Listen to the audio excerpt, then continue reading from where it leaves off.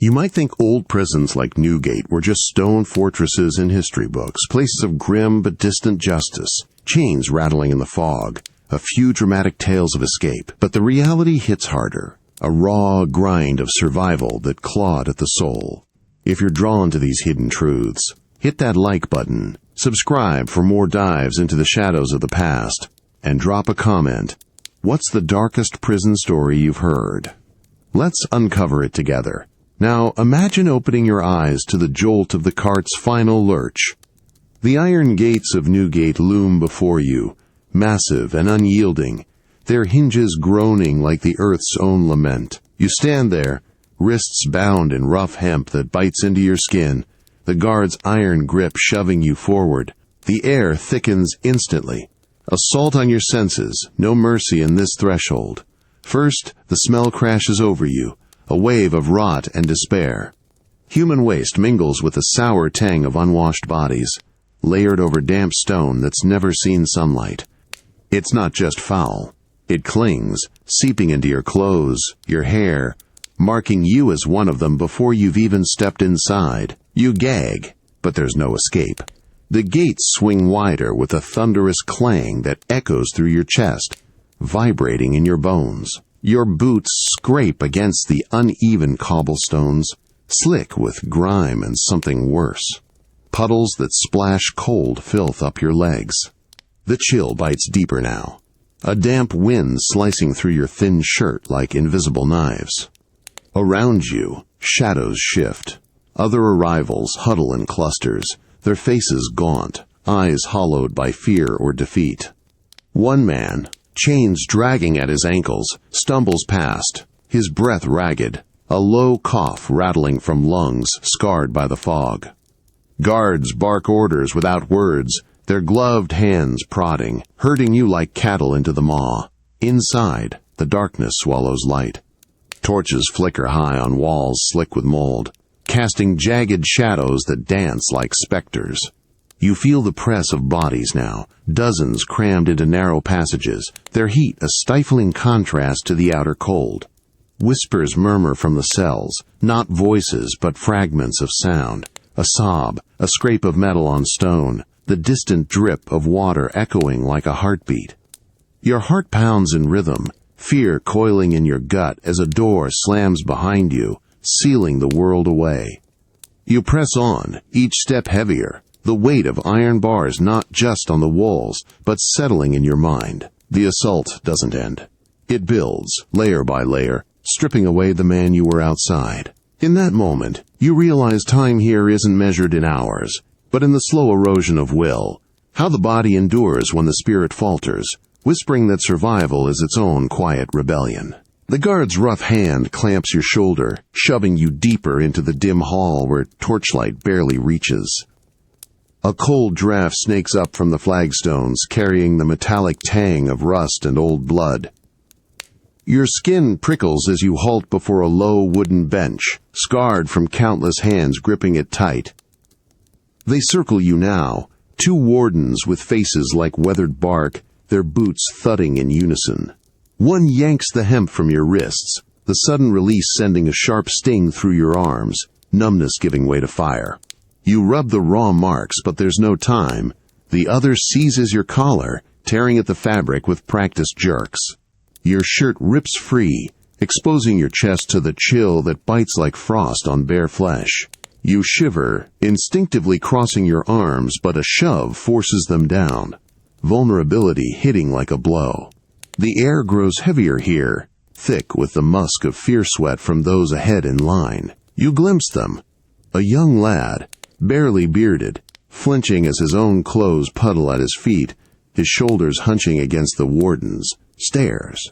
Another, older and scarred, stands rigid, jaw set, but his eyes dart, betraying the tremor in his knees.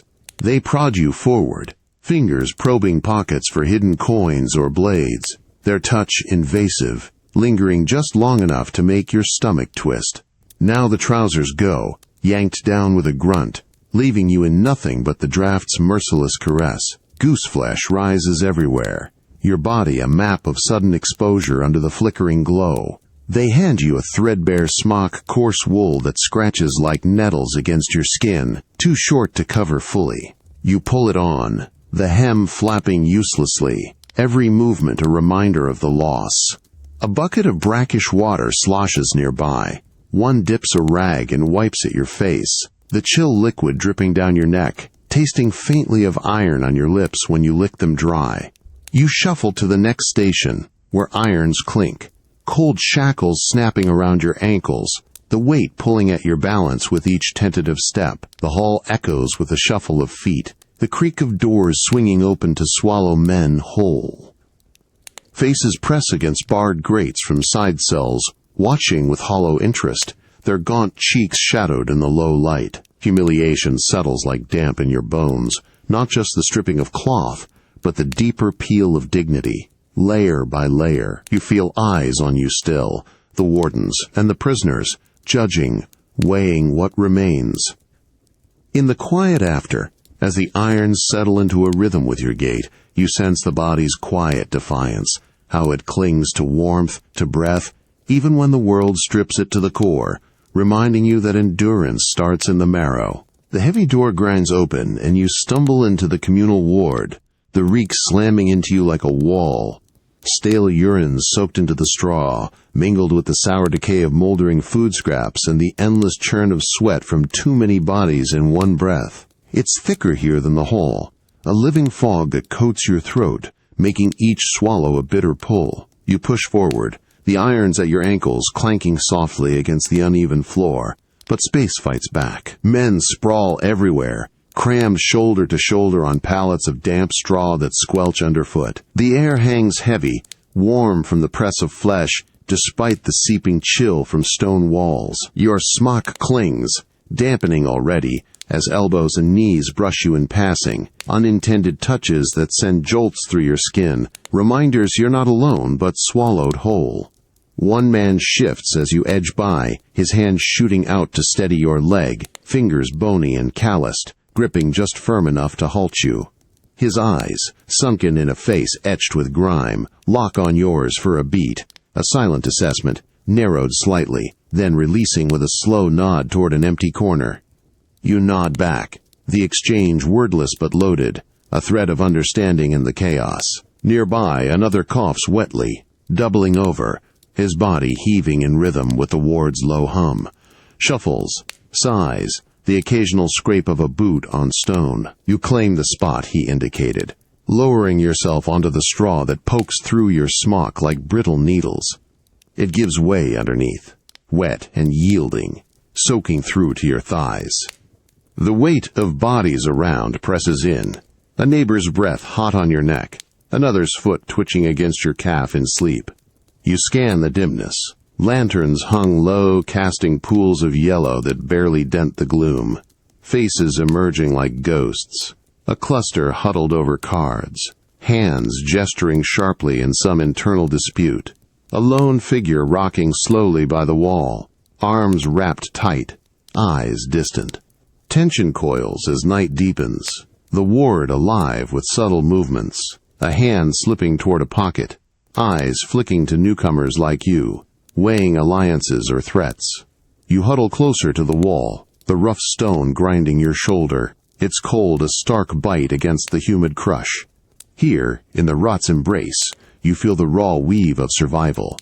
Bodies piled like kindling, yet each spark of connection, however faint, fans a quiet fire against the dark, showing how even in filth, the human pull to reach out endures. The faint clink of chains echoes softly as you shift on the straw, the links at your ankles tugging with each subtle movement, a cold reminder that binds you not just in metal, but to the men around you. In the dim lantern glow, shadows play across faces drawn tight by the night's weight, and a low murmur rises, like wind through cracks in the wall, fragments of lives spilling out in hushed tones that brush your ear.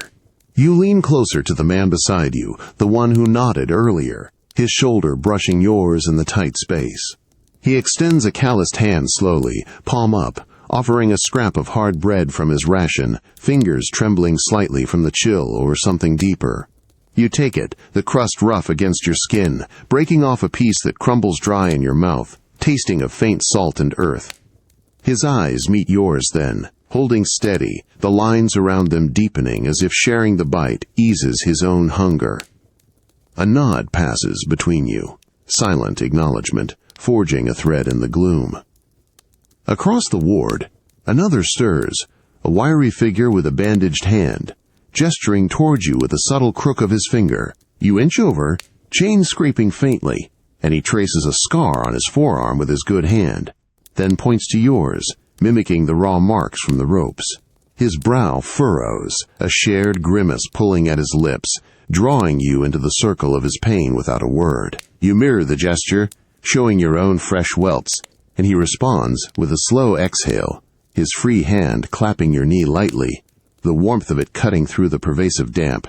The whispers build, weaving through the air. One man rocks forward, clutching his head, his shoulders shaking in silent sobs that you feel in your own chest. Another watches from the corner, eyes flicking between faces, his fingers tapping a rhythm on his thigh that you instinctively match, a pulse of solidarity against the isolation. Tension hums as guards, boots thud distant in the corridor, pulling everyone taut, bodies stilling like prey in the underbrush.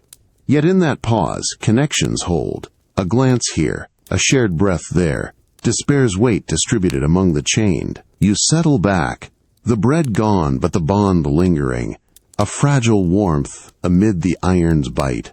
In these stolen moments, misery reveals its other face, not just fracture, but the quiet mend of souls reaching across the void, proving the mind's resilience blooms where the body breaks. A faint gray light seeps through the high slits in the walls as dawn breaks, but it's the hollow growl in your stomach that truly wakes you, a sharp twist that pulls you upright on the sodden straw. The air carries a new scent now, thin and acrid, like boiled scraps from the kitchen troughs, cutting through the night's stale reek. Your mouth waters involuntarily, then dries as reality sets in, the emptiness gnawing deeper with each breath. You rise slowly, chains dragging across the floor in a low rasp, joining the shuffle of bodies stirring around you. Men push to their feet, gaunt frames silhouetted against the paling gloom, hands clutching at midriffs as if to quiet the rumble. A low groan ripples through the ward, not from pain but the collective ache, bodies swaying as they form a ragged line toward the iron-barred serving hatch. You fall in behind a stooped figure, his steps faltering, and feel the press of someone at your back, elbows jostling, a knee bumping yours in the tight surge forward. At the hatch, the warden slops out the rations, a wooden bowl of watery gruel, flecked with bits of oat and something gristly, handed over with a shove that nearly spills it. You grip it tight, the bowl's edge rough and splintered against your palms, and retreat to a corner to eat. The first spoonful hits your tongue, bitter from unwashed pots, lukewarm sludge that coats your throat without filling. You chew slowly, forcing down the lumps, each swallow a small victory against the void, but hunger laughs back, claws digging into your sides. Nearby, a scuffle breaks out. Two men lunge for a dropped crust, fingers scrabbling on the stone, one pinning the other's arm, while the other twists free with a feral shove. They freeze under the warden's glare, breaths heaving, then part with sullen glares. The victor pocketing the crumb, the loser slumping away, rubbing a bruised wrist. You avert your eyes, focusing on your own meager scoop, but the scene lingers, a reminder of the edge everyone teeters on. Your limbs feel heavier now, the gruel doing little to lift the fog settling in your head, vision blurring at the edges from the gnaw that won't relent. You scrape the bowl clean, licking the residue from the wood, the taste lingering like defeat on your lips. In the quiet that follows, as the ward settles into the day's dull rhythm, hunger teaches its lesson starkly, how it hollows not just the belly, but the will, turning every moment into a test of how long the body can hold before the mind begins to bend. The gravel crunches under your boots as you step into the yard, a sharp bite against the soles. Still slick from last night's drizzle. The air out here sharpens, laced with the earthy tang of whetstone and distant horse dung wafting from the streets beyond the walls. A brief tease of the world left behind. undercut by the acrid smoke from a corner brazier where men huddle for warmth. Your stomach twists again, the morning's gruel a distant memory, urging you forward into the open space ringed by looming walls pocked with guards, watchful eyes. You scan the ground first, eyes darting for overlooked scraps, a rind of potato half buried in the mud, or a splinter of bone from yesterday's leavings. Your fingers dig in, cold soil caking your nails, pulling free a gnawed heel of bread, crusty and stamped with boot prints. It's meager, but you tuck it away, the rough texture scraping your palm as you straighten, heart quickening at the figures milling around. Trades spark up quick in the yard's tense flow. A lanky man approaches, his gaze flicking to your pocket, then signaling with a tilt of his head toward his own, a rusted nail for your scrap, eyes narrowing in calculation. You hesitate, weighing the deal. The nail could pick a lock or trade later, but hunger votes first. You nod once, extending the heel. He snatches it with a swift grab, passing the metal in a cupped hand that brushes yours. The contact fleeting, but electric with mutual need. His shoulders relax a fraction, a ghost of relief in his stance as he backs away, already breaking the crust. Nearby, urgency builds. A cluster forms around a fresh drop, some forgotten apple core rolled from a guard's pocket. You edge closer, body low, but a burly arm shoves you aside, the impact jarring your ribs, sending you stumbling into the gravel. The pusher claims it, teeth flashing in a quick bite, juice dripping as others glare, fists clenching in frustration. You push back up, dusting off, the sting of defeat fueling a sharper watch. Spotting a loose thread from another's sleeve, you gesture subtly, offering a polished pebble from the yard's edge. He pauses, eyes appraising, then trades the thread, useful for mending or binding wounds, with a curt dip of his chin. The yard pulses with these exchanges, a fragile economy of gestures amid the wind's chill whip, where every gain feels like theft from despair's hoard. As the bell tolls the end of the hour, herding you back, you pocket your winnings, the weight light but vital. In this scramble, survival bears its ingenuity. How the mind sharpens on scraps, turning desperation into a quiet craft that binds the broken pieces of the day. A clammy chill seeps from the stone walls of your cell in the tower, wrapping around your legs as you pace the narrow confines, the rough-hewn granite scraping your knuckles when you steady yourself against it. The air tastes metallic, laced with the perpetual damp that rises from the Thames below, a moldy undercurrent that settles in your lungs like unwanted fog. Your skin prickles, not just from the cold, but a deeper unrest. A flush creeping up your neck, hot against the pervasive wetness. You sink onto the thin pallet, straw long since matted into a sodden lump, and pull the threadbare blanket close, but it offers no shield. Shivers start then, rippling through your limbs in waves that make your teeth chatter softly in the gloom. The fever builds slow at first, a warmth pooling in your core that clashes with the outer bite. Sweat beading on your brow despite the draft whistling through the iron-grated door. You wipe it away, fingers trembling, the salt sting in your eyes blurring the faint torchlight flickering from the corridor. Footsteps approach, heavy, deliberate, and the door creaks open just enough for a guard's silhouette to fill the frame. He peers in, lantern raised, his face a mask of shadowed lines, and gestures sharply with his free hand, pointing to your huddled form before shaking his head slowly, a mix of pity and warning in the tilt. You try to rise, to show strength, but a wave of dizziness buckles your knees, forcing you back down with a thud that echoes off the walls. He lingers a moment, then retreats, the door slamming shut, leaving you in the deepening dark, where every breath comes labored, chest tight, as if bound anew. Around you, the tower stirs faintly, muffled coughs from adjacent cells, a low moan carrying through the stone like a shared pulse, bodies succumbing in their own corners. Your vision swims now, colors bleeding at the edges, the gray walls pulsing faintly, the drip of water from the ceiling magnifying into a relentless drum. Heat surges, skin aflame under the damp shroud, each swallow pulling at a raw throat that's gone inexplicably dry. You curl tighter, willing the fire to ebb, but it roots deeper, tendrils wrapping your thoughts in haze. The sickness takes hold not with fury, but a stealthy creep, turning the body's fortress against itself. In its grasp, you grasp the fragility of resistance, how illness strips the illusions of control, leaving only the raw pulse of life fighting to remember its shape amid the ruin. The door swings open with a rusty groan, and a sharp herbal stench floods your cell, bitter wormwood and vinegar, mixed with the coppery bite of fresh blood that turns your stomach even through the fever's haze. Rough hands seize your arms, 2 wardens hauling you up, your weakened legs dragging across the cold floor as they propel you down the dim corridor, each step jolting fire through your joints. They dump you onto a splintered table in a shadowed alcove, the wood biting into your back like unyielding teeth.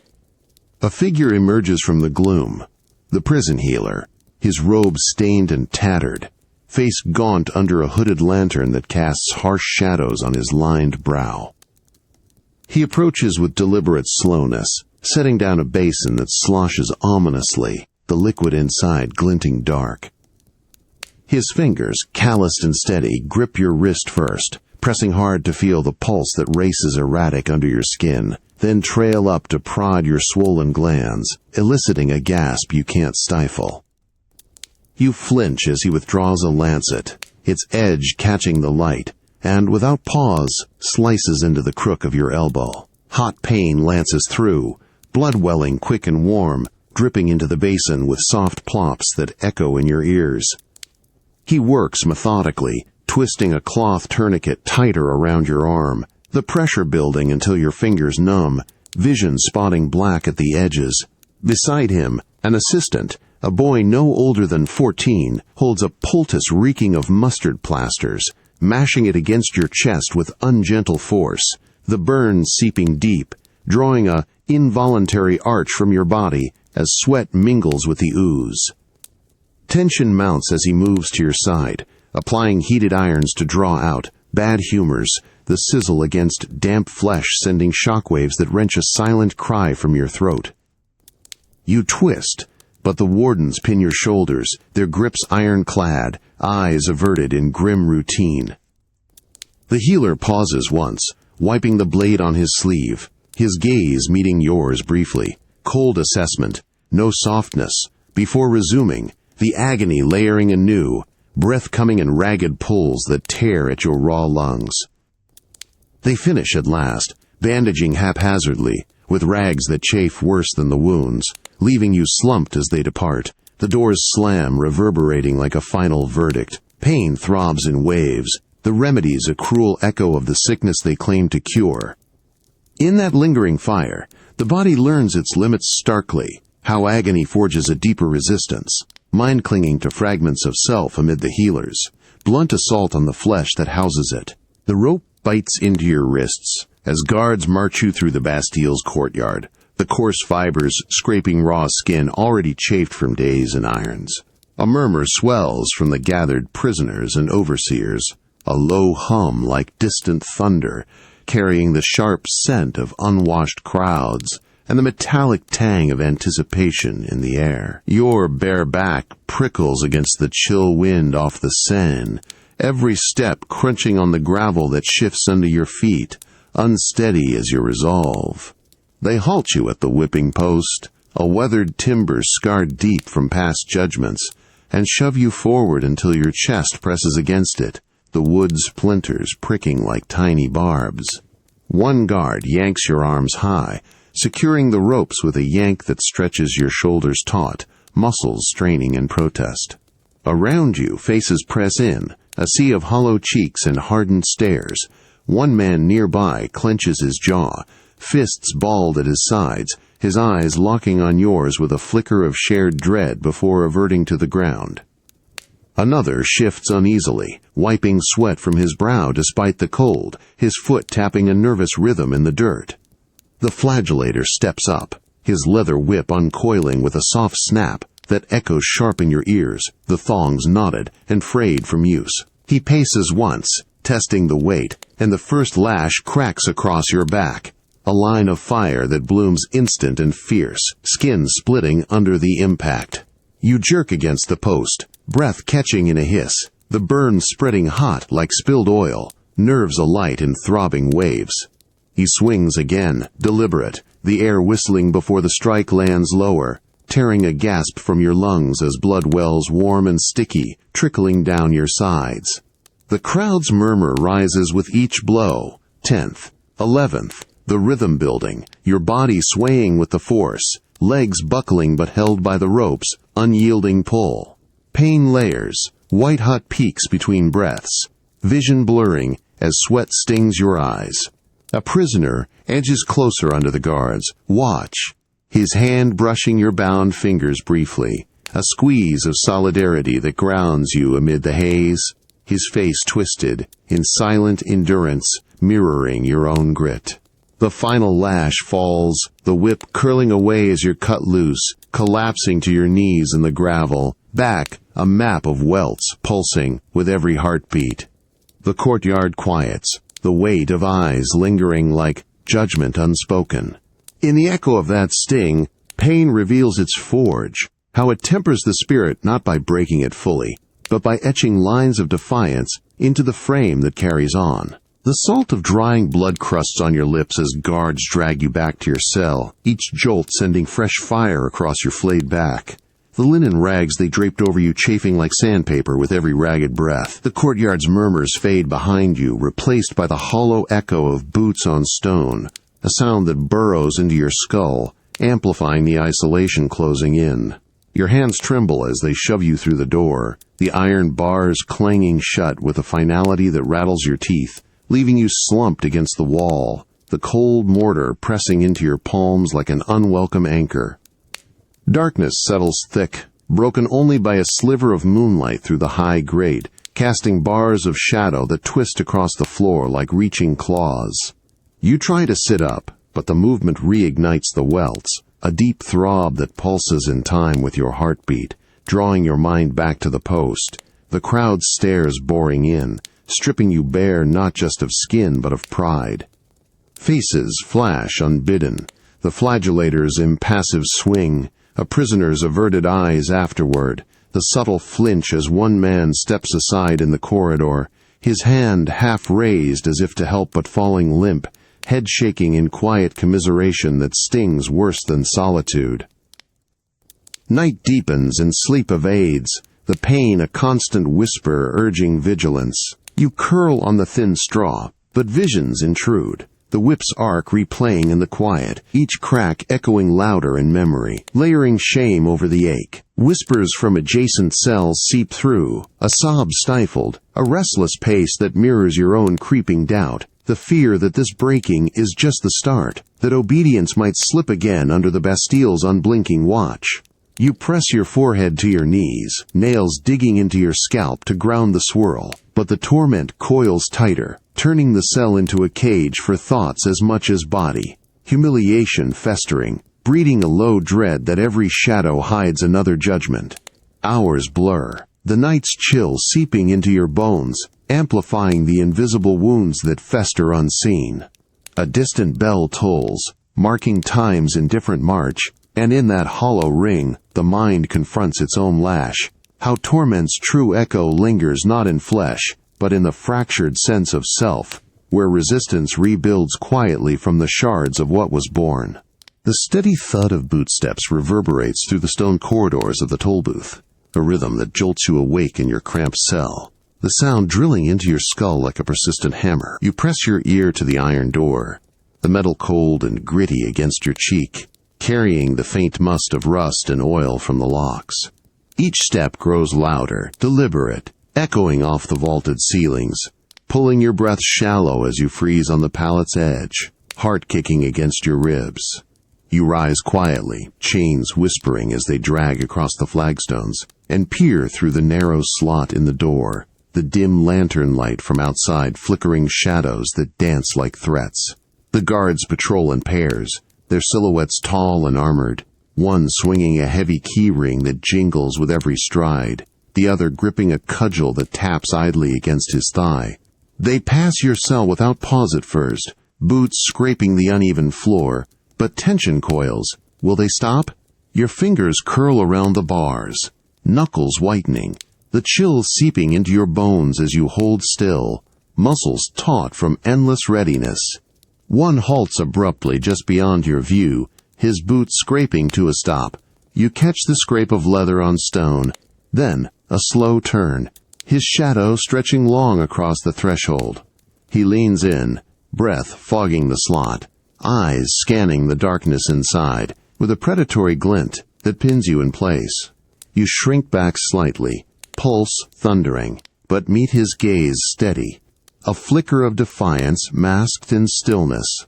He lingers, nostrils flaring as if scenting weakness, then grunts low and moves on, the bootsteps resuming their march, fading down the hall only to circle back minutes later in the patrol's unyielding loop. Around you, the prison stirs in response. From the next cell, a hand appears through the bars, fingers beckoning yours in silent warning, a quick squeeze before withdrawing, the prisoner's face pale and drawn in the gloom, brows furrowed in shared alertness. Another prisoner rattles his chains softly, a subtle signal rippling through the block, bodies shifting in unison, breaths synchronized to the guards. Cadence. Night wears on like this, vigilance a second skin, every distant clank or footfall spiking adrenaline, turning sleep into fragments snatched between rounds. The bootsteps circle eternal, a drumbeat of control that never quiets fully.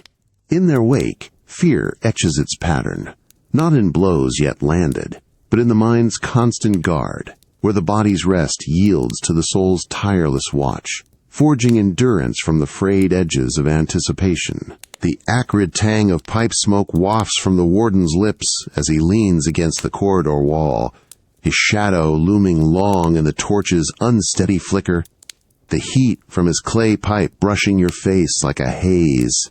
You pause at the cell door's edge, heart thudding steady, fingers twitching around the small pewter token you've saved, a relic from a forgotten pocket, its edges worn smooth. He eyes you up and down, thumb hooking into his belt, the leather creaking softly as he shifts his weight, boots planted wide to block your path. You extend your hand slowly, palm up, the token glinting faintly as you offer it without fanfare. His gaze drops, lingering on the metal, then flicks back to your face, a slow nod acknowledging the bribe's worth. For extra water, a blind eye to a hidden scrap. He snatches it quick, fingers closing like a trap, the brief squeeze on your wrist, a warning grip that sends a chill up your arm, despite the corridor's stuffy air. Relief mixes with resentment as he pockets it, stepping aside with a jerk of his chin, but the power lingers in his stance, shoulders squared as if daring you to push further. Across the way, another prisoner tests the balance, a wiry man with scarred knuckles, thrusting a frayed handkerchief toward a second warden, eyes wide and pleading. The guard snorts, batting the offering aside with a gloved hand that connects with the man's chest, shoving him back against the bars with enough force to rattle the iron. The prisoner stumbles, rubbing the spot, his jaw clenching as the warden looms closer, face twisting in mock consideration before delivering a sharp cuff to the shoulder, spinning him away. You watch from the shadows, muscles coiling, knowing one wrong glance could draw that bullying tide your way, the air thickening with unspoken threats. Deeper in, tensions simmer. A group huddles, heads together, passing a coin among hands before one steps forward, offering it low to a patrolling enforcer whose bulk fills the passage. The exchange goes smooth this time, the warden pocketing it with a grunt, then clapping the giver's back hard, too hard, drawing a wince that he ignores as he saunters on. You slip back to your cell, the transaction's aftertaste bitter on your tongue, like swallowed pride. The dynamics a web, where every concession chips at your footing. In these uneven trades, power's weight presses not just on the body, but warps the mind's edges, teaching resistance through calculated yields, where survival hinges on reading the bullies, hidden rules amid the constant push and pull. The door seals with a dull thud, plunging you into absolute black. the sudden silence roaring in your ears like a void that swallows sound whole. Heat presses immediate and unrelenting in the black hole. A sweltering blanket of air thick with the salt of your own sweat, dripping from your brow to sting your eyes and pool bitter on your lips when you lick them dry. You reach out blindly, fingers brushing the rough mud walls that close in so tight you can span them arm's length, the clay flaking damp under your nails, crumbling like forgotten earth.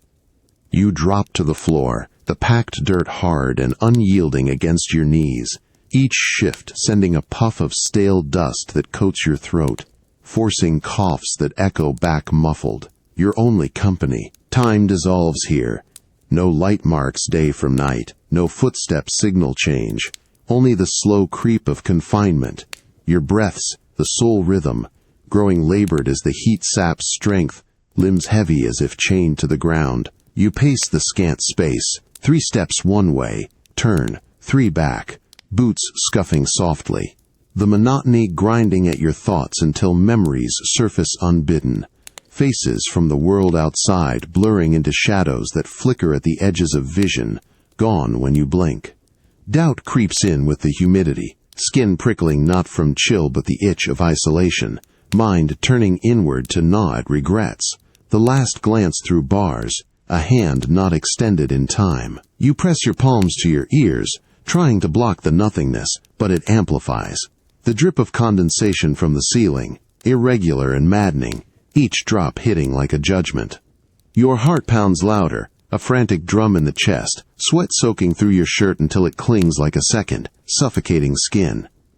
Hallucinations tease, a whisper of wind, a shape in the corner that dissolves on approach, pushing you to curl against the wall, forehead to knees, rocking slightly to anchor the unraveling. Hours or days blur, the silence a weight that crushes breath by breath, stripping layers until only the raw core remains. In this black maw, isolation unmasks the mind's fragility. How solitude amplifies the self's echoes, testing resistance not with force, but with the slow erosion of connection, leaving endurance to rise from the quiet depths where one confronts the alone. Your nails scrape against the mud wall again, the gritty flakes embedding under them like tiny accusations. But it's the voice that stops you cold, not yours, a murmur in your head, repeating your name in a tone that's mocking and familiar, slithering through the black. The heat clings heavier now, sweat tracing paths down your spine that feel like fingers, illusory touches that make you twist away on the dirt floor, knees drawing up as the palate's edge digs sharp into your thigh. You shake your head, trying to dislodge it, but the whispers multiply. Fragments of conversations from life before, urgent pleas, laughter that curdles into accusations, bouncing off the walls you can't see, their echoes tangling until words lose shape, becoming a babble that presses on your temples like thumbs. Pacing resumes, uneven now, one foot catching on nothing but sending you sprawling, palms slapping the earth with a thud that jars your bones, breath hitching as laughter bubbles up unbidden, high and wrong, escaping your lips before you clamp them shut, tasting the metallic edge of panic. Images flicker in the void, shadows lengthening into figures at the door's edge, hands outstretched, beckoning you toward a light that's not there, vanishing when you lunge, leaving you gasping, heart slamming erratic. You curl fetal, rocking to the rhythm of the voices, accusing, pleading, overlapping until your own thoughts fracture, questions looping. How long did I deserve? The wall's texture shifts under your probing fingers, feeling like faces, rough cheeks or downturned mouths, and you pull back, whispering to empty air, a hand trembling as it waves at phantoms only you perceive. Time warps further, minutes stretching to eternities, the madness a tide that ebbs teasingly before surging back, pulling coherence under. You pound your fist lightly against your forehead, a dull ache blooming, fighting the pull, but the whispers win ground, weaving doubt into every breath. In this fractured solitude, the mind's descent bears its terror, how isolation splinters the self from within, resistance fraying not by outside force, but by the relentless unraveling of reason, where holding one clear thought becomes the hardest battle of all.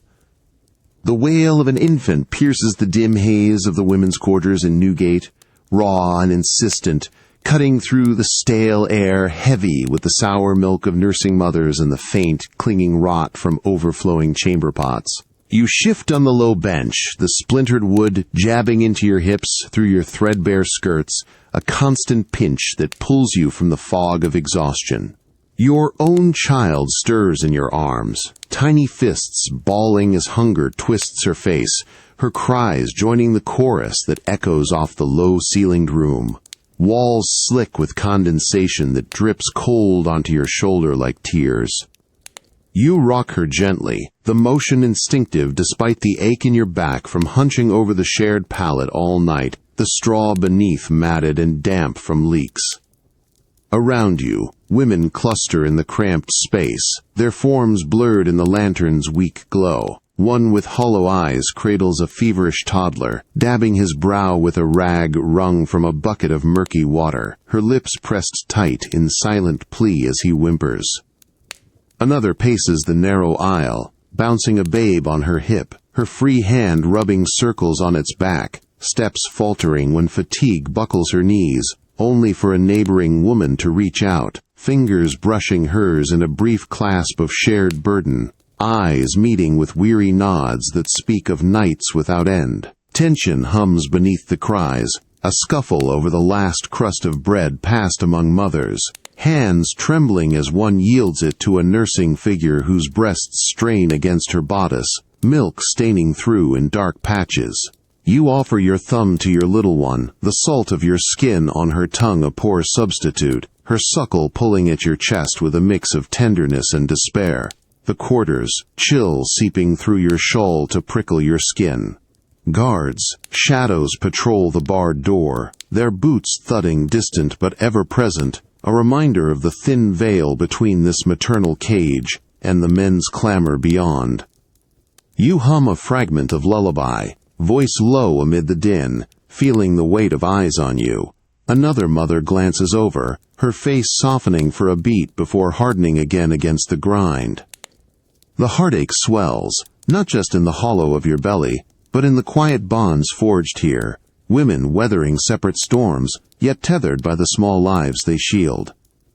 In these quarters, unyielding press, suffering reveals its intimate face, how the heart endures doubled, body and babe entwined, resistance blooming from the fierce will to nurture amid the prison's indifferent crush. A sharp contraction rips through your abdomen, doubling you over on the straw-covered bench in the dim corner of the women's quarters, the metallic tang of blood already blooming in the air, mingling with the sweat-soaked linens that stick to your thighs. Your hands clutch the edge of the pallet, knuckles whitening against the rough wood that splinters under pressure, each wave of pain pulling a low groan from deep in your chest, echoing softly amid the hushed stirrings around you. You breathe ragged, the heat of labor flushing your skin clammy, as two women move in without invitation, one kneeling close, her calloused palms pressing firm circles on your lower back, easing the knot of tension with steady kneads that ground you through the haze. The other fetches a basin of tepid water from the shared bucket, rags sopping as she wipes your brow, her eyes locking on yours with a fierce nod, brows furrowed in the lantern's flicker, a silent vow of presence. Pain builds relentless, body arching with the next surge, legs trembling as you bear down, the floor's chill seeping up through your bare feet, contrasting the fire twisting inside. Time stretches in the labor's grip, minutes bleeding into agony's blur, your nails digging into the helper's arm for anchor, her flinch masked by a squeeze of return, veins standing out on her neck from the effort to steady you. The child's head crowns at last, a burning stretch that draws a gasp tearing from your throat, and with a final push, the tiny form slips free, slick and wailing faintly into the rag-draped world. Joy flickers brief as you cradle it, the warmth of new life pulsing against your chest, but grief shadows quick. The fragile cries weaken, fading to stillness in minutes, the small body going limp under your trembling fingers. The women work swift then, one wrapping the still form in a scrap of cloth, her shoulders slumping as she passes it away with averted eyes, the other drawing you close, arms encircling your heaving frame, rocking you through the sobs that rack silent. Blood continues to flow, soaking the straw dark, the loss, a hollow ache settling where life had stirred.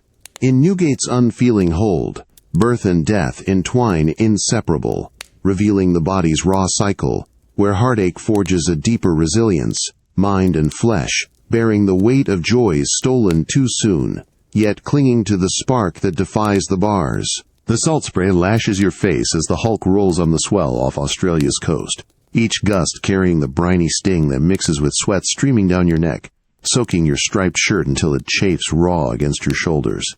Chains at your ankles clank with every heave, the iron links heavy and unyielding, biting into your skin as you grip the rough hemp rope coiled around the capstan, muscles burning from the endless turn. You lean into it, feet slipping on the slick deck planks worn smooth by years of toil, the wood splintering under your boots as the ship pitches, forcing a grunt from your throat. Overseers pace the rail, whips coiled at their belts, one pausing to eye your progress with a hard stare, his boot nudging a lagging convict beside you, a thin man whose back bows deeper, arms trembling as he pulls in sync. A quick glance your way, holding shared strain before he averts it, jaw set against the grind. The sun hammers relentless overhead, turning the air thick and shimmering, your throat parched despite the constant lick of waves crashing against the hull, foam spitting up to taste bitter on your lips. Labor drags on. After the ropes, you drop to knees, scrubbing barnacles from the timbers with a stone and rag, the abrasive scrape echoing the crash of surf below, salt crystals embedding in your palms like needles with each stroke.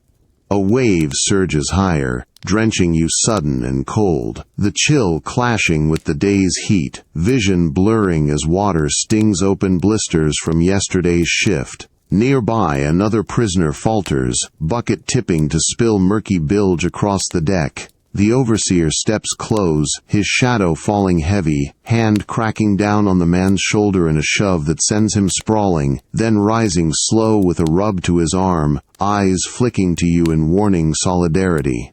Exhaustion settles bone deep by midday, limbs leaden as you haul crates from the hold, wood creaking under the weight, back screaming with every lift. The hulk's deck pulses with the rhythm, pull, scrub, lift, endless as the oceans swell.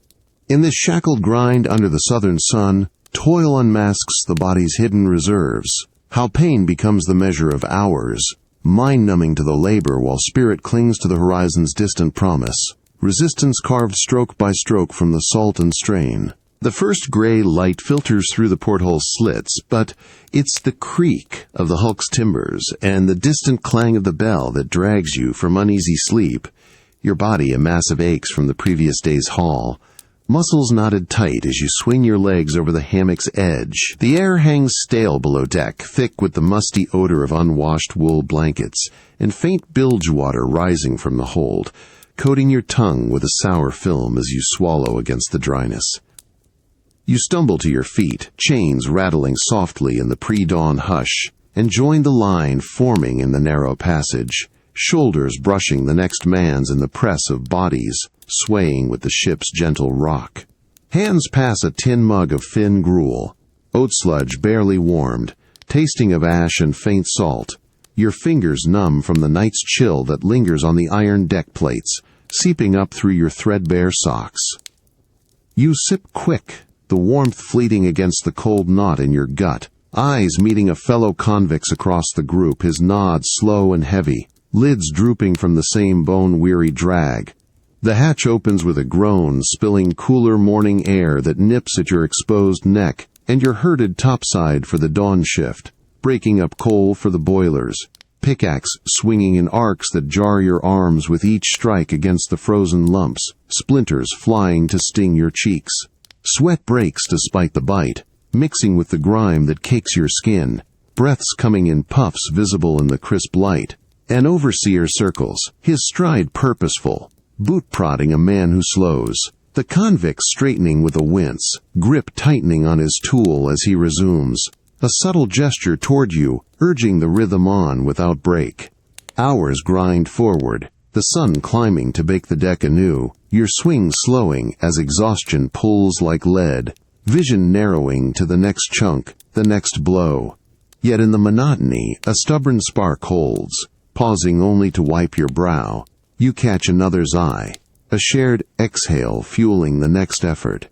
Dawn's rewardless cycle tests the edges, revealing resilience's quiet core, how the body, battered and spent, finds strength in the day's unyielding repeat, mind anchoring to the simple act of persisting through the haze of fatigue. The chill fog rolls in off the bay, seeping through the prison yard's chain-link fences like a damp shroud, carrying the briny slap of waves against Alcatraz's rocky base that vibrates up through your boots. You stand shoulder to shoulder in the shadow of the gun tower, breath fogging in the gray light, the cold metal of your cell key, smuggled and hidden, pressing against your thigh like a secret heartbeat. You shift closer to the two men who've become your silent allies, their forms blurred in the mist, one etching a rough map in the dirt with a stick, his boot scuffing quick to obscure it when a guard's whistle pierces the air. Your eyes meet his, a nod tight and urgent, fingers tapping a code on your palm. 3 short, 2 long, for the route through the utility corridor. The plan unfolding in fragments, a stolen spoon sharpened for the vents, rainwater barrels to muffle splashes into the bay. Tension coils as he glances up, brow furrowed, wiping sweat despite the cold, his free hand clenching as if gripping the phantom oar. The other leans in, breath warm against your ear, tracing routes on his own arm with a grimy nail, cell block to shore, tides for cover, his eyes darting to the patrol pacing the perimeter, rifle slung low. You respond with a subtle point toward the fog bank, mimicking a swim stroke, heart pounding against your ribs, the yard's gravel crunching under shifting feet as you feign casual stretches. A guard nears, his silhouette sharpening in the haze. You all stiffen, gazes dropping to the ground, breaths held until his footsteps fade, the release a collective exhale that hangs heavy. Back in the line for count, the huddle's weight lingers, your mind replaying the gestures, the calculated risks, the fragile trust binding you.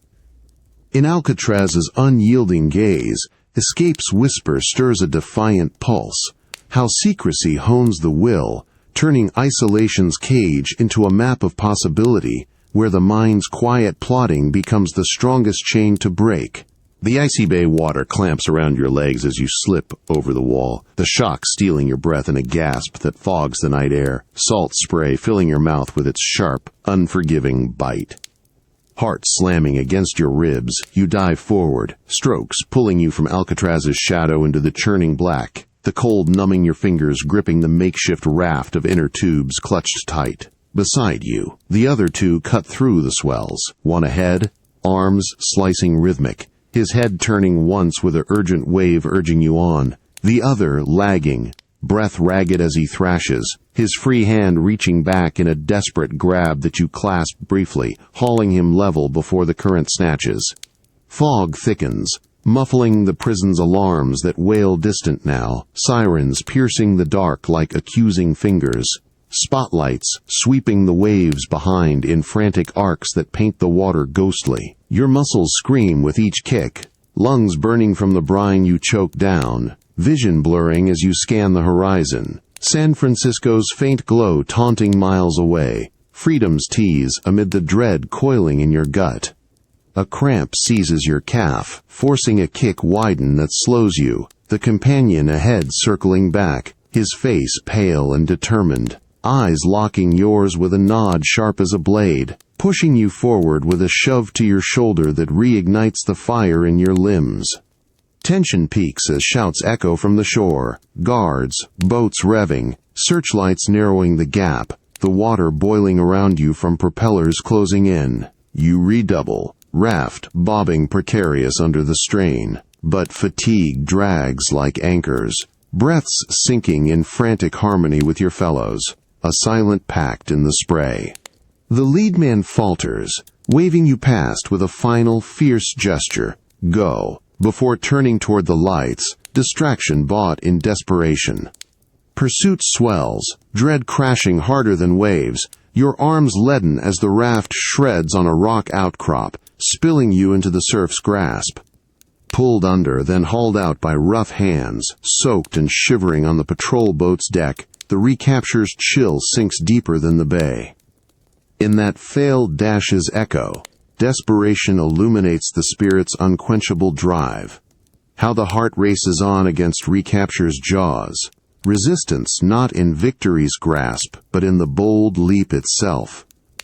Mind forever altered by the taste of almost free. The mud sucks at your boots as the cart jolts to a halt at Tyburn's tree, the air thick with the stench of sweat-soaked wool and offal from the pressing throng, a roar building like thunder rolling in from the Thames. Your wrists chafe under the hangman's ropes, the coarse fibers grinding raw as guards shove you up the ladder, each rung creaking under your weight, knees buckling from the night's vigil in the condemned cell. The crowd surges forward, hats doffed in mock respect, faces twisted in glee or grim curiosity. One man in the front hoists a child on his shoulders, the boy's wide eyes locking yours for a beat, innocent amid the frenzy, before he turns away with a tug from his father's hand. You stand on the platform, heart hammering against your ribs, the noose dangling loose until the executioner steps close, his breath hot and beery on your neck as he slips the rough hemp circle over your head, the knot scraping your jaw like a blunt kiss. It tightens just enough to bite, fibers scratching your skin, pulling your chin up toward the gray sky where crows wheel lazy circles. The mob's chant swells, boots stamping the earth in rhythm, fists pumping as pickpockets weave through, hands flashing quick to lift purses while eyes stay glued to you. A woman clutches a handkerchief to her mouth, her free hand gesturing across over her chest, gaze averted but body leaning in. The trapdoor beneath your feet vibrates from the crowd's stomp, tension coiling in your gut as the executioner tests the rope with a tug that jerks your shoulders. A low groan, escaping despite your clamped jaw. Hats fly into the air, cheers crashing like waves, one burly fellow bellowing with arms raised, his companions clapping his back in shared bloodlust. Your vision narrows to the platform's edge, the drop's void yawning below, legs trembling against the unyielding wood. The lever creaks, the world tilts sudden, rope snapping taut, a crack echoing through the roar as breath crushes from your lungs, body swinging in the hemp's merciless embrace.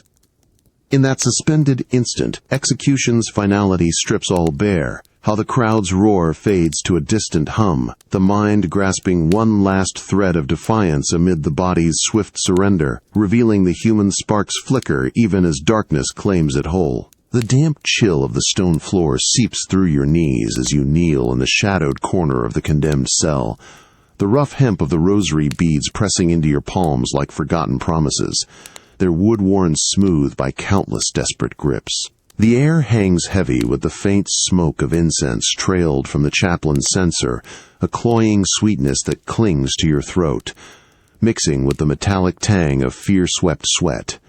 Your hands tremble as he anoints your forehead, oil slick and cold, his fingers steady but eyes averted. A brief press that lingers like farewell. You rise slowly, back against the bars that bite icy into your spine, the cell's gloom pierced only by the lantern's weak flame dancing on the walls, casting elongated shadows that twist into familiar shapes, ghosts of the life left behind, a mother's hand on your shoulder in youth, a lover's fleeting touch now faded to ache.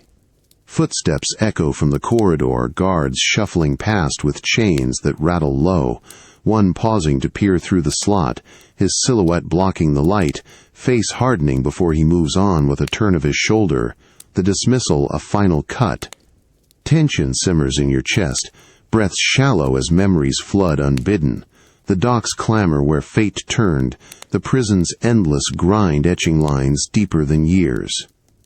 You pace the narrow space, 3 steps to the wall, pivot, 3 back, the straw underfoot crunching dry despite the damp, each circuit stirring the ghosts closer, regrets whispering of chances squandered, small kindnesses overlooked, their forms pressing in until the cell shrinks, air thinning with the weight. The chaplain returns once more, book in hand, his gesture slow, a hand extended, then withdrawn after anointing your hands, brows knitting in silent prayer that mirrors your own turmoil, eyes meeting yours with a nod heavy as stone. Night deepens, the lantern flickering low, shadows merging until past and present blur, mortality's edge sharpening every sense, the pulse in your ears, the faint taste of bread from the last meal turning bitter on your tongue. In this vigil's hush, last rites unveil the soul's quiet unraveling, how reflections on the brink strip illusions, mind sifting through time's debris for glimmers of meaning, resistance yielding not to fear, but to the human ache to affirm what endures beyond the noose's shadow. The faint call of a street vendor drifts through the grated window high above your cell floor, his voice thin and wavering like a thread pulled from the outside world's weave. Hot chestnuts, fresh from the fire, carrying the nutty, charred scent that teases your nostrils, warm against the perpetual damp that clings to the stone walls and chills your fingertips as you reach up on tiptoe. You press your palms to the cold iron bars, the metal biting into your skin, frost from the morning's breath still lingering despite the hour, and strain to catch more. The rumble of cartwheels on cobblestones, a dog's sharp bark cutting through the haze. Below, in the yard, other prisoners gather like moths to the light, heads tilting upward, one man climbing onto a crate he's dragged over, his fingers interlacing with yours through the grate for balance, a quick squeeze that anchors you both as he boosts higher. His eyes widen at a snatch of news from a passing newsboy's shout. War in the colonies. Ships lost at sea, the words fragmenting on the wind, pulling a collective lean from the group, shoulders hunching against the bars, unyielding grid. You feel the shift in the air, tension rippling as a taller inmate gestures sharply downward, fist to palm in frustration, his face twisting, jaw clenched, brows knitting, before he nods toward you, urging a listen as if the echoes hold lifeblood. The sounds build in layers, church bells tolling distant, marking a wedding or funeral you can only guess, laughter from children racing past the prison gates, their patter fading quick into the guards, barked orders that snap everyone still. Your arms ache from holding the stretch, but you linger, inhaling the elusive whiff of baking bread from a nearby bakehouse, the yeast rising faint and mocking against the cell's moldy undernote that coats your tongue. A fellow prisoner below traces patterns in the dirt with his boot, eyes flicking up to yours in shared hunger for the fragments, a horse's whinny, the clip of hooves, each snippet a spark against the monotony's grind. As the vendor's cry fades into the afternoon's hum, you drop back, rubbing your chilled hands together, the grate's imprint lingering red on your skin. In these stolen echoes from the grated window, the outside world's faint pulse stirs a quiet ache. How news, however brief, reminds the mind of time's flow beyond the walls, body yearning for the warmth it describes, resistance fueled by the knowledge that life persists just out of reach. The faint rustle of paper against stone pulls you from the cell's dim stupor, a sound so subtle it might be the rats in the walls, but you know better. It's the signal, the folded scraps sliding through a crack low in the doorframe, ink-stained and damp from its journey. Your fingers brush the cold floor, gritty with dust that cakes under your nails as you snatch it quick. Heart skipping against your ribs, the parchment thin and brittle like old skin, carrying a whiff of lavender soap from the sender's hand that twists your gut with longing. You unfold it in the lantern's weak glow, the words blurring at first from the chill that numbs your hands, but sharpening as you read. Tales of seasons changing outside, leaves turning gold, a child's first steps, each line a puncture of joy laced with ache, the writer's script hurried, smudged where tears fell. Tension coils as footsteps thud in the corridor. You press it to your chest, cloth-wrapped, feeling the pulse beneath sink with the paper's fragile weight. A fellow prisoner across the bars notices, his eyes flicking to the note in your grip, then away with a subtle tilt of his head, encouragement wrapped in caution. his own hand mirroring yours, clutching an invisible missive, brow furrowing in shared secrecy. You trace the letters again, committing them to memory, the ache blooming deep, hope flickering in promises of visits denied, heartache in news of a world moving without you, friends married, kin fallen ill. Smuggling back a reply takes grit. You scribble on a torn scrap with a charred stick, words cramped and urgent, then roll it tight, passing it through the bars to the waiting shadow in the hall, a guard's turncoat, his fingers brushing yours cold and swift, a nod tight before he vanishes into the gloom. The exchange leaves your palms tingling, the risk a sharp edge that hones the thrill against the despair. Night settles, the letter tucked into your waistband, its edges chafing like a promise unkept. In these smuggled flickers through the cracks, hope and heartache entwine inseparable, reminding the mind of connections that walls can't sever, body bearing the weight of words that sustain through the endless gray, resistance rooted in the quiet power of what endures unseen. The drip echoes relentless from the corner of the pit, a wet plink against stone that mimics a voice calling your name, pulling you upright on the slick floor where moisture soaks through your trousers, chilling your thighs like icy fingers creeping higher. The air down here tastes of mold and iron, thick and unyielding, coating your tongue with each shallow breath as you huddle against the wall, its rough surface scraping your back raw through the thin shirt, a constant itch that you scratch absent-mindedly until blood wells warm under your nails. You blink into the blackness, but shapes stir now, faint at first, a silhouette edging from the shadows, tall and wavering, like a guard with keys jingling soft, though the sound twists into laughter that bubbles low in your ears. Your heart quickens, pounding against your chest as you scramble forward on hands and knees, the cold puddle splashing up to soak your palms, gritty with unseen debris. The figure solidifies, your brother's face unlined and young, reaching out with a hand that passes through yours when you grasp it, the touch a chill gust that leaves your skin prickling, gone in a blink, leaving you clutching air, breaths coming ragged. Tension builds as the hallucinations layer, whispers slither from the walls. Mother's scold, a lover's sigh, urging you to stand, to pace the pit's meager circle, boots sloshing in the shallow flood that rises with each imagined tide. You press your forehead to the stone, cool and unfeeling, but it warps, faces emerging in the cracks, accusers with eyes like coals, their mouths moving silent condemnations that echo in your skull. A rat skitters real nearby, its claws clicking, snapping you back for a moment. You lunge, fingers closing on fur that's suddenly smooth cloth, dissolving into mist that carries the faint scent of home-cooked stew, stomach twisting with phantom hunger. You curl tight again, rocking to drown the chorus, nails digging into your scalp to anchor the real, the drip, the cold, the ache in your limbs. But the thread frays, reality blending with the pit's illusions, each hallucination pulling deeper into the despair's maw.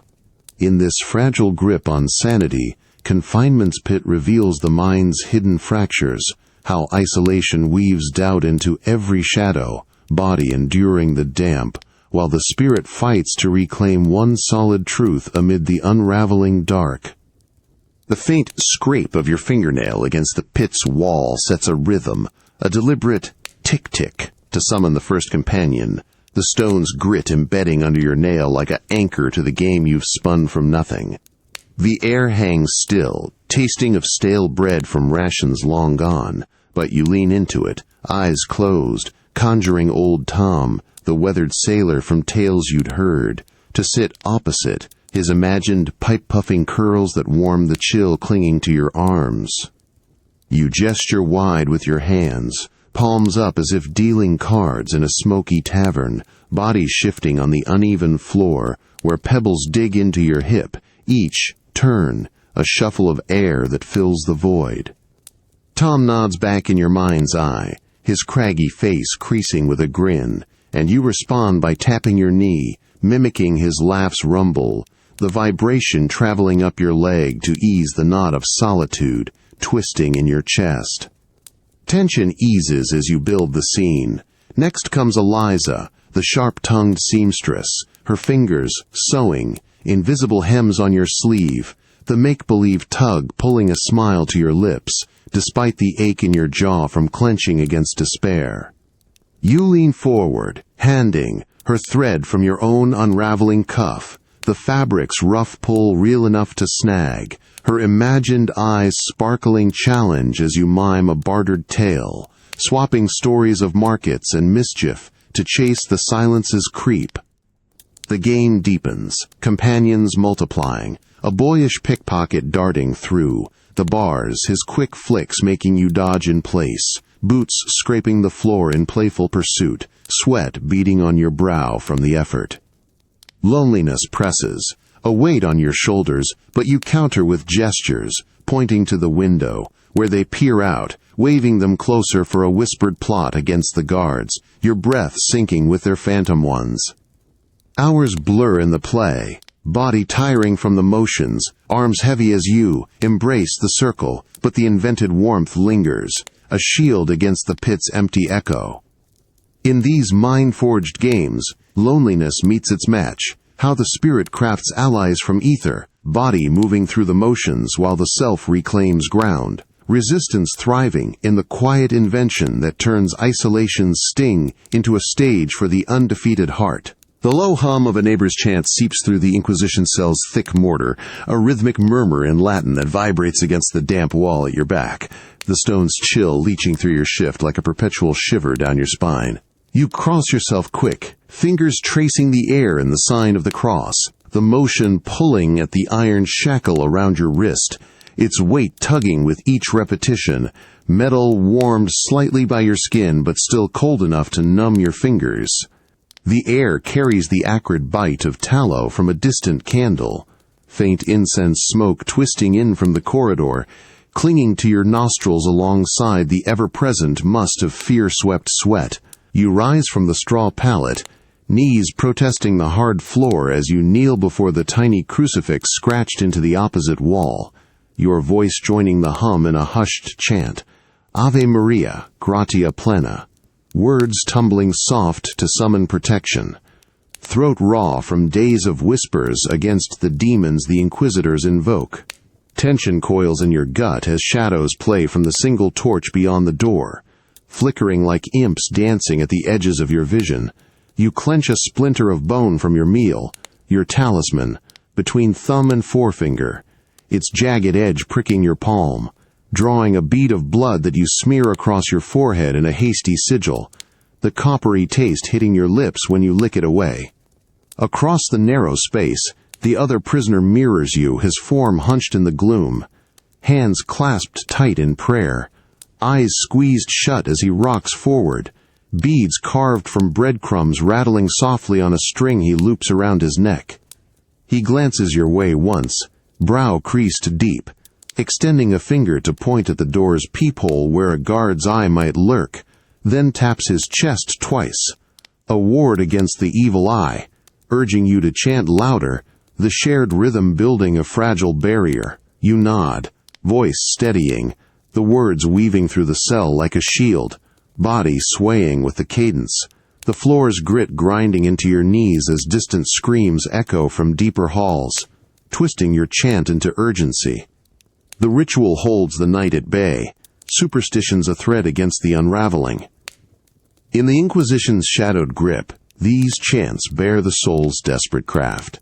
How fear spawns rituals that anchor the mind, body bearing the iron while belief forges quiet armor against the demons real and conjured, resistance whispered in every sacred syllable.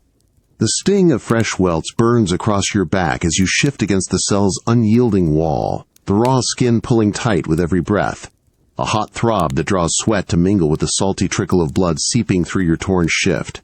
The air reeks of charred flesh from the Inquisitors, irons, faint but clinging like a curse, while the distant clang of doors slamming echoes through the stone, each boom jolting your shackled wrists where the iron cuffs chafe deeper, numbing your fingers to the cold that grips the floor beneath you. You drop to your knees, the straw pricking sharp through your thin soles, and clasp your hands in prayer, palms pressing together slick with perspiration, whispering pleas for deliverance. Lord, free me from this fire, the words a lifeline in the torment's haze. Candlelight flickers from the corridor's torch, casting wavering shadows that dance across the crucifix etched in the wall. Your gaze fixed on it as you rock forward, forehead nearly touching the stone, the chill grounding you amid the pain's relentless pulse. Tension winds tight in your chest, breath shallow against the ribs bruised from the rack, but faith stirs a quiet warmth, a candle's flame against the dark. Beside you, the other prisoner mirrors the posture, his form slumped in the gloom, one hand extended palm up in supplication, eyes squeezed shut as he sways in rhythm with your prayer, a subtle nod urging you on when your voice falters, his free fingers tracing a cross on the floor's dust. You reach out, your chained hand brushing his in a brief clasp, the contact electric with shared desperation, his grip tightening briefly before releasing, brows knitting deeper as he bows his head lower, the collective rhythm building, inhales sinking, exhales a soft release against the cell's stifling press. The prayer stretches, body aching from the hold, knees grinding into the hard earth, but hope flickers in the words, repetition, visions of release teasing the edges of torment, open skies, unshackled steps, screams pierce from adjacent cells, pulling a flinch that tests the faith's hold, yet you persist, voice steadying in the duet of silence and plea. In faith's fragile glow amid the Inquisition's blaze, torment unveils the spirit's quiet forge, how prayers carve paths through pain, body scarred, but mind lifted by the promise of mercy. Resistance kindled in the soul's unbreaking light against the endless night. The scrape of your thumbnail against the cell wall echoes soft in the dim light, a gritty rasp that pulls flecks of mortar under your nail, the stone's chill biting your fingertip as you outline the curve of a bird's wing, freedom etched in shallow strokes. The air tastes of chalk dust stirred from the gouge, dry and lingering on your tongue, mixing with the faint tang of sweat from your brow as you lean closer, shoulder pressing into the unyielding surface that numbs your arm after minutes of focus. Each line takes deliberate pressure, your free hands steadying against the rough texture, calluses building from days of this quiet rebellion. You pause to blow away the powder, the exhale cool against the fresh mark, and glance across the narrow space where another prisoner mirrors you, his back to the opposite wall, a shard of flint in his grip, etching a ship's sail billowing toward an imagined horizon. He meets your eyes briefly, a nod slow and knowing, then taps his tool against his palm once, gesturing with a tilt of his head toward your work, brows lifting in subtle approval that warms the cell's perpetual damp. You respond by dragging a longer line for the bird's flight path, the vibration traveling up your arm, a rhythm that syncs with his scratches, the sounds overlapping in a makeshift duet against the silence's weight. Tension simmers as guards, boots thud distant in the corridor, pulling you both taut. You flatten your hand over the bird, smudging faint to hide it, heart quickening while he pockets his flint swift, his shoulders hunching before relaxing in shared relief when the steps fade. The art endures, faint maps of escape, your bird now joined by waves at its base, his ship gaining a mast that points upward, the walls becoming a canvas of sparks against the grind. You trace the lines again, fingers following the grooves like reading a letter from outside, the creation pulling you from the cell's crush, body aching from the awkward lean, but mind alight with the act. In captivity's unlit corners, these scratched sparks reveal the soul's unquenchable drive, how creativity carves light from stone, body confined while the spirit soars on wings of its own making, resistance blooming in every deliberate mark that defies the dark. The low hum from the adjacent cell cuts through the cell block's midnight hush, a single voice threading an old folk tune through the bars, its melody, rough but insistent, vibrating the cold iron at your fingertips as you grip it tight. The darkness presses heavy, chills seeping from the stone floor up your legs, numbing your toes while the air tastes stale, laced with the faint, earthy rot of unwashed straw that crunches under your shift when you lean forward. You join in softly at first, throat dry from the day's silence, the notes catching like gravel but warming your chest with each verse. Songs of river valleys and rebel stands, carried from home across the sea. Your voice gains strength, syncing with the neighbors, the harmony swelling subtle through the corridor, bodies in other cells stirring. One inmate rises slow, hand pressing palm to the wall as if touching the sound, his silhouette nodding in rhythm, eyes closing in the gloom. Another taps his foot against the grate, the metallic ping punctuating the chorus, drawing you deeper into the sway, your free hand clapping once soft against your thigh to mark the beat, the vibration chasing away the isolation's grip. Tension hums as the melody builds, guards, distant footfalls pausing, shadows lengthening under torchlight, but the song persists, a chain of voices linking cell to cell, one prisoner extending fingers through the bars in a wave that you mirror, connection forged in the dark weave of lyrics about chains broken and lands reclaimed. The tune crests then fades, breaths collective in the after-echo, your throat raw but alive, the cold forgotten in the glow of shared defiance.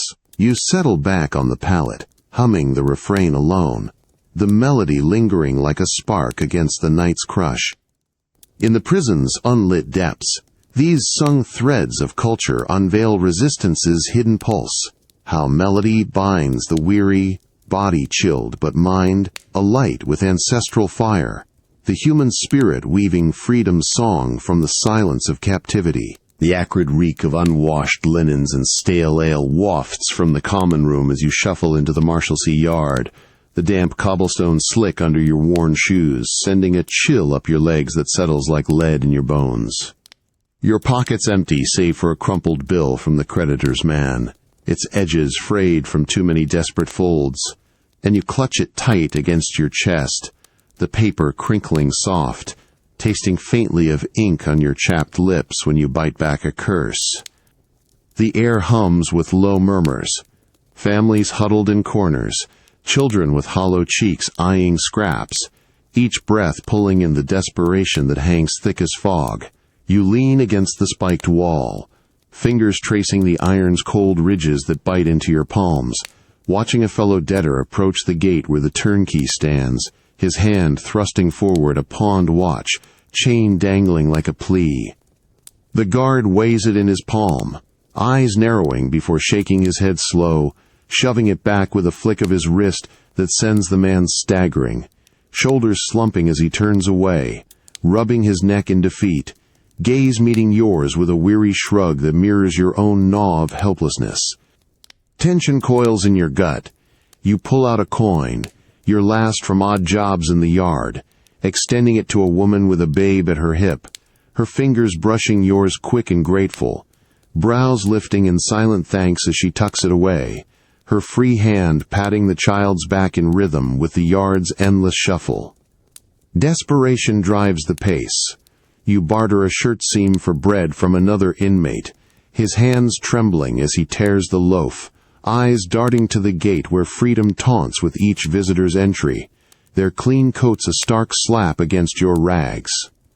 Your stomach twists on the dry bite, crumbs sticking in your throat, the debt's shadow lengthening with every unpaid shilling. Visitors, voices calling names that aren't yours, pulling at the frayed edges of hope. You pace the enclosure, boots scraping gravel, the cycle grinding, beg, trade, wait, as the sun dips low, casting long shadows that swallow the yard. In Marshalsea's endless loop, indebtedness bears its cruel snare, how it hollows not just the purse but the will, body scraping by on scraps while the mind clings to fleeting mercies, resistance flickering in the small trades that keep the human thread from snapping entirely. The cold iron of the visiting bars presses into your palms as you lean forward, the metal's chill biting through your thin shirt sleeves, while the faint scent of fresh bread and lavender soap wafts from the other side. reminders of the world beyond Marshallsea's walls that twist your stomach with hunger and longing. Your family's faces appear through the grill, drawn and hesitant in the dim lantern light, your wife's hand reaching first, fingers threading through the gaps to brush yours, her skin warm and calloused from work that never pauses for your absence. She clutches a small parcel wrapped in cloth, a heel of loaf and cheese, slipping it through with a quick press of her palm to yours, eyes locking steady despite the gloss of unshed tears. You grip the bars tighter, knuckles whitening, as your child steps closer, small hands mimicking the reach, tiny fingers poking through to touch your knuckle, the contact electric and fleeting, pulling a nod from you that he returns with wide eyes, his free hand clutching his mother's skirt. Tension simmers in the air. The turnkey paces behind you, boots thudding deliberate on the flagstones, his shadow falling long across the floor, urging the visit's brevity with a glance that makes your wife stiffen, her shoulders squaring as she smooths the boy's hair, brows furrowing in quiet resolve. You extend your other hand, tracing the air near their faces, the barrier unyielding, the separation, a physical ache that settles in your chest like stone. Time erodes fast. The guard's cough signals the end, your wife withdrawing her hand slow, fingers lingering until forced apart, her gaze holding yours with a fierce tilt of her chin, a silent vow etched in the lines around her eyes. The boy waves once, tentative, before turning away with her, their forms receding into the yard's gloom, leaving the bars, echo cold against your skin, the parcel's weight light in your lap but heavy with the bonds it represents. You sink back onto the bench, the wood creaking under you, unwrapping the gift with trembling hands, the cheese's sharp tang on your tongue, a brief comfort amid the void. In these barred encounters, torn bonds expose the heart's quiet endurance.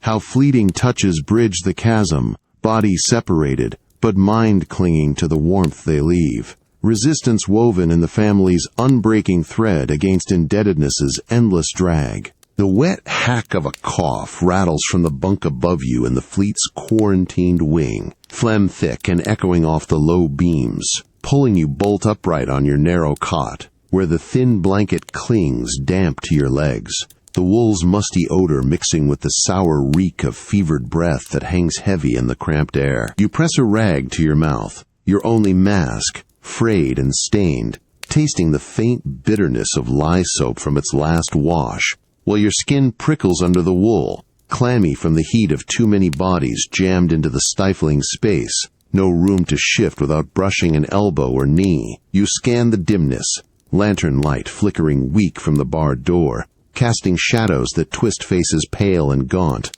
One man curls fetal on the floor, his chest heaving in ragged pulls, hand clutching his throat as sweat beads on his brow, eyes darting wild before squeezing shut. Another paces the 2-foot aisle, boots scraping the grimy planks, his gaze flicking to you with a hesitant reach, offering a sliver of bread from his ration, fingers trembling as you take it, the crust hard and cool against your palm, a nod passing between you like shared armor against the creeping dread. Tension coils tight, the door's peephole slots shut with a clank, the warden's shadow looming outside, his gloved hand pounding once to enforce the quarantine. No passage in or out until the fever breaks or claims more.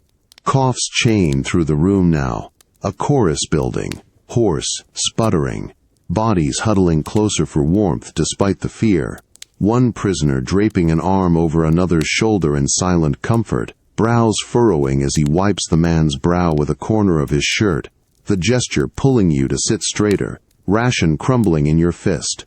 Sweat trickles down your spine, the blanket's weight, a suffocating press, lungs tight with the urge to breathe deeper, but holding back, the plague's shadow lengthening, with every ragged inhale around you. You chew the bread slow, its dry crunch grounding the swirl, watching the others, subtle shifts, hunched over, eyes meeting in quiet calculation of survival. In the fleet's fevered crush, quarantine's grip unmasks mortality's raw edge, how sickness binds the isolated closer, body feverish and confined, while the mind clings to fragile acts of care, resistance emerging not in flight but in the enduring touch that defies the spreading dark. The faint rattle in your chest lingers like a ghost from the fever's peak, a dry wheeze that catches on each inhale as you huddle with a handful of survivors in the fleet's cleared ward, the air still thick with the bleach tang of hasty cleanings that burns your nostrils and leaves a chemical bite on your tongue. You shift on the splintered bench, its rough edge digging into your thigh through threadbare pants, while a fellow inmate, the one who shared his rag mask in the worst nights, leans close, his hand clasping your forearm firm, calluses rough from weeks of gripping fevered rails, eyes hollow but steady as he traces a scar on his wrist with his free finger, a silent recount of boils lanced in the dark. You nod, mirroring his gesture by pointing to the empty bunk across, where a body lay cold just days ago, your shoulders hunching as you mime the convulsions that shook it, arms jerking in the air to show the spasms that stole breath, the motion pulling a shared wince from the group clustered around. Another survivor, gaunt-cheeked with arms wrapped tight around his middle, extends a tin cup of weak broth your way, his pour slow and deliberate, steam rising faint between you. He taps his temple, then shakes his head, brows knitting deep to evoke the delirium that turned men to shadows, whispering pleas to absent kin, his gaze locking yours in the grim exchange, forging an unspoken pact in the retelling. Tension simmers as the tales unfold without sound.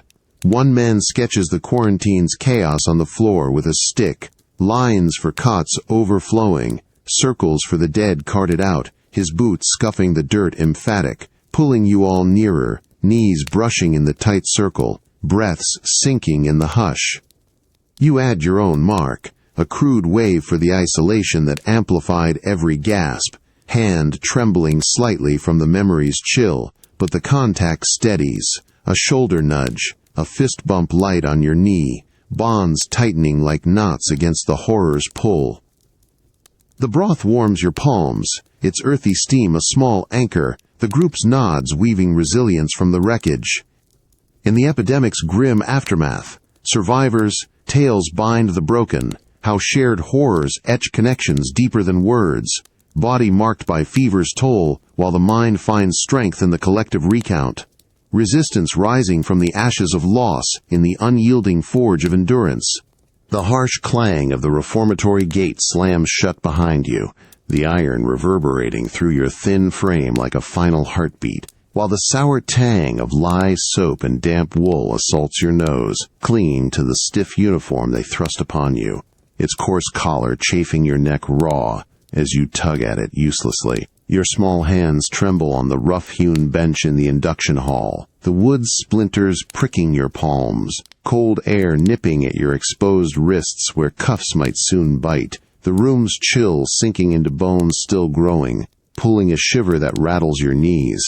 You scan the faces around, other boys no older than 15, huddled in clusters, their eyes wide and darting like cornered foxes. One nearby, freckled and slight, rubs his arm where a guard's grip has left red marks, his gaze meeting yours with a quick flinch before he looks away, fisting his hands in his lap to steady them. Tension hums as the matron paces, her boots thudding heavy on the stone floor, her shadow falling long over the group, prompting a collective stiffening, shoulders rolling back, chins lifting in mimicry of defiance masking fear. You stand when ordered, legs wobbling on the uneven slabs that grind against your soles, the formation marching to the yard where gravel bites through your shoes, each step a reminder of the street games left behind, now traded for drill lines under watchful eyes. In the yard, a larger boy shoves a younger one during lineup, the scuffle drawing a barked halt. The aggressor straightens under the guard's glare, but extends a subtle hand to pull the fallen up, a nod passing between them that you echo by shifting closer to the freckled boy, your shoulder brushing his in silent alliance, the contact warm against the pervasive cold. Drills begin, arms swinging in unison, breaths sinking in the crisp air that tastes of coal smoke from the city beyond, but innocence fractures with every command, the iron rules etching hard lines where play once curved. Your muscles ache from the wrongness of it, the rhythm foreign to skipping ropes or ball tosses, eyes stinging from the wind, laced with the faint, acrid bite of fear sweat. In the reformatory's unyielding grip, Youth's iron shatters the unscarred. How the body adapts to the march while the mind grapples with stolen freedoms. Innocence yielding to the slow forge of survival. Resistance sparking in the small bonds that whisper of a world not yet fully lost. The sharp sting of gravel embeds in your knee as a larger boy shoves you down in the reformatory yard, his boot connecting with your side in a thud that knocks breath from your lungs. The metallic taste of blood flooding your mouth from a split lip. The air reeks of unwashed uniforms and churned dirt, heavy with midday sun baking the ground, while the jeers from the pack, hoarse and mocking, ring in your ears like distant bells, pulling you to scramble up, fists clenched tight at your sides, heart hammering against your ribs. You wipe your mouth on your sleeve, the fabric rough and stained, eyes locking on the freckled boy from induction who edges closer, his stance widening to shield you slightly, hands shooting out to grip your arm, firm, steady, pulling you behind him with a shake of his head, brows furrowed deep in warning. Tension spikes as the bully circles, fists raised, but the mentor nods once to you, demonstrating quick, knees bent low, palms open for balance, his free hand gesturing a feint that draws the aggressor's swing wide, teaching evasion without a blow. You mimic the stance, legs trembling but holding, the gravel shifting under your feet as you dodge a lazy punch, the rush of air cool on your flushed skin. The larger boy lunges again, cruelty flashing in narrowed eyes, but the freckled one steps in, shoulder checking him off balance with a controlled shove, his gaze flicking back to you, urgent, instructive, pointing to the bully's blind side, then tapping his own temple twice, urging awareness over force. The pack shifts, murmurs rippling as the aggressor stumbles, rubbing his arm with a glare that promises more, but the mentor extends his hand to you, palm up, a subtle fist bump that seals the lesson, his nod slow and affirming, drawing you into the wary circle where survival etches its rules. You straighten, breathing steadying, the scrape on your knee a warm throb but the fear ebbing, replaced by the weight of watchful eyes, yours now scanning for openings, body adapting to the yard's harsh dance. Amid juvenile cruelty's raw edge, survival's lessons forge unlikely guides, how mentorship tempers the young frame against blows, mind sharpening on gestures of alliance, innocence hardening into the quiet steel of endurance that binds the broken against the reformatory's unrelenting grind. The massive gate creaks open at dawn, a low groan of rusted hinges slicing the quiet, flooding your cell corridor with the crisp bite of morning air. Clean and sharp, laced with the distant tang of river mud and baking bread that hits your lungs like a forgotten dream after years of stale rot. You step forward unsteady, legs buckling from atrophied muscles, the guard's gloved hand shoving your shoulder lightly one last time, his nod curt as he turns away, the iron bars clanging shut behind you with finality that echoes in your chest. Your bare arms prickle in the chill wind off the Thames, gooseflesh rising where prison wool once chafed, the sudden freedom, a disorienting pull that makes you stagger on the uneven cobblestones, boots, your own, returned after inspection, slipping on dew-slick stones. The world bursts overwhelming, sunlight slants golden through the haze, blinding after the dim confinement, squinting your eyes to tears as carts rumble past, their wooden wheels crunching gravel, horses snorting steam in the cool air that tastes alive on your tongue, untainted by mold or sweat. You blink against it, hand shielding your face, weaving through early risers who part with wary glances. One woman clutches her basket tighter, her eyes flicking over your ragged clothes and hollow cheeks before averting, a child tugging her skirt in curiosity turned to caution. Tension knots your gut. You hug the wall, fingers tracing the free world's roughness, smooth bricks warmed by the rising sun, each step a wobble, body protesting the lack of chains, familiar weight, mind reeling from the vastness where once bars framed all. A vendor calls from his stall, steam rising from fresh pies that perfume the street, your stomach clenching empty and sharp, saliva flooding at the savory hint. You pause, leaning on a post slick with morning frost that numbs your palm, watching a group of laborers stride by, their laughs booming free and unmonitored, shoulders brushing without fear. One looks back, offering a half-smile before hurrying on, the gesture a thread of normalcy in the days. You push forward, the river's sparkle catching your eye, waves lapping gentle against the dock, freedom's expanse both balm and vertigo. In dawn's first light after the cage, release unmasks the soul's raw rebirth, how the body stumbles into openness while the mind grapples with unbound horizons. Years of confinement yielding to the quiet ache of reclaiming what was stolen. Resistance transforming into the tentative steps of a world vast and unforgiving. The sun warms your face as you step into the crowded market square, its heat a stark slap against the prison's perpetual chill that still haunts your skin, making the linen shirt, a gift from your sister, feel loose and unfamiliar, rubbing soft against scars that itch under the fabric. The air buzzes with vendors, calls, and the sizzle of frying fat that sends grease-tinged smoke curling toward you, heavy and savory on your tongue.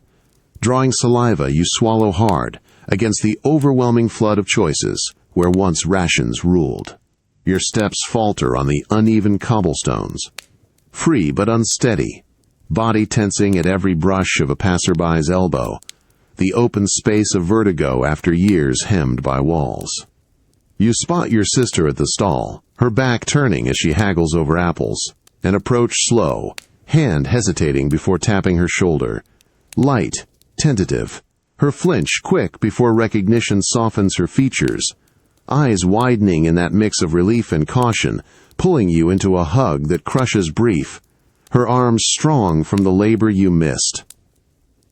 She presses a fruit into your palm, red and firm, its juice bursting sweet and tart when you bite, a contrast to the bland gruel that echoes in your gut. Tension knots as strangers glance over. A man at the next counter narrows his eyes, fork pausing mid-air, his wife tugging his sleeve with a subtle shake of her head, their averted gazes a wall thicker than iron. You follow her through the throng, weaving between carts where children dart free underfoot, their laughter high and unchecked, pulling an instinctive smile that fades when a boy stares too long, pointing before his mother hushes him with a firm hand, brows furrowed in hurried apology. The day's rhythm jars, no bells tolling shifts, no clank of keys, just the endless flow of bodies and voices that drown your thoughts, your sister's glances back reassuring but laced with that unspoken strain, her fingers brushing yours once, warm, grounding, before withdrawing to adjust her basket. Freedom tastes of apple and smoke, but the contrasts gnaw, open skies crowding with suspicion, liberty laced with the soul's unseen bars. In reintegration's sharp divides, scars of the soul etch deep, how the body savors the world's bounty while the mind navigates its wary gaze, years inside yielding to freedom's ironic cage, resistance evolving into the patient rebuild of trust, amid the unrelenting press of what was and what endures. The faint echo of dripping water follows you through the dimly lit corridors of the preserved prison wing, now a museum exhibit, the stone under your shoes slick and cold, seeping through the soles like the chill of forgotten cells. You pause at a grated door, fingers tracing the rusted bars that bite icy into your skin, the air thick with the musty scent of aged mortar and polished history, a contrived cleanliness over the rot that once reigned. Tourists mill nearby, their footsteps soft on the guided path, one woman clutching a pamphlet tight, her eyes widening at the etched names on the wall before she turns away, hand pressing to her mouth in quiet horror. You move deeper, the exhibit's displays pulling you, yellowed documents under glass, chains looped like relics, the weight of them imaginary but heavy in your mind as you lift a replica shackle, its metal clinking cold against your wrist, a stark contrast to the freedom of your steps outside.